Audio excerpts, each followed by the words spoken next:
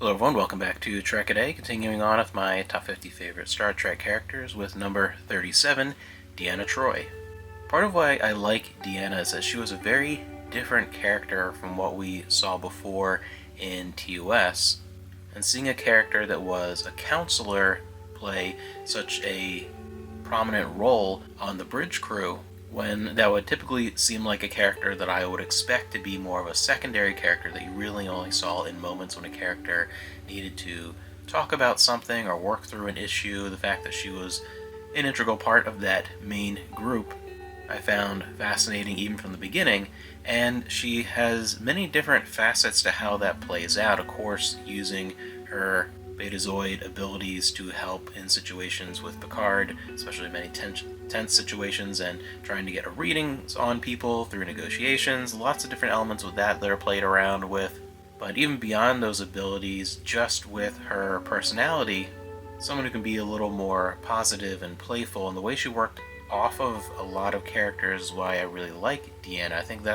she's one of a couple characters on this list that, and many times it's how she's played off of other characters where she shines more than just on her own.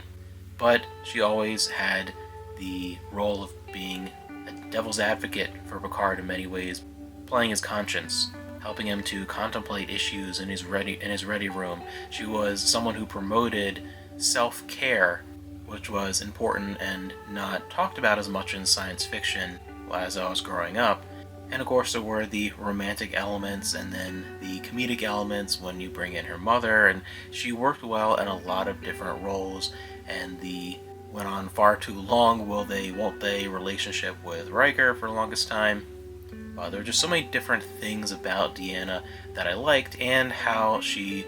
was given a chance to evolve over time when there was a stretch where she was beginning to stagnate character-wise, then suddenly, after events like in the episode Disaster, where she wants to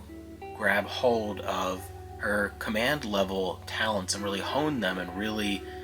become more broad in the spectrum of her expertise, and you see that, and that's what's really interesting about that character. Again, someone who, on paper, when I go into a series like this thinking, oh, the counselor, secondary background character, ended up being a big part of the main cast and a lot of great roles, and was given some room to grow, and she easily could have been relegated to a more stagnant place within the storytelling.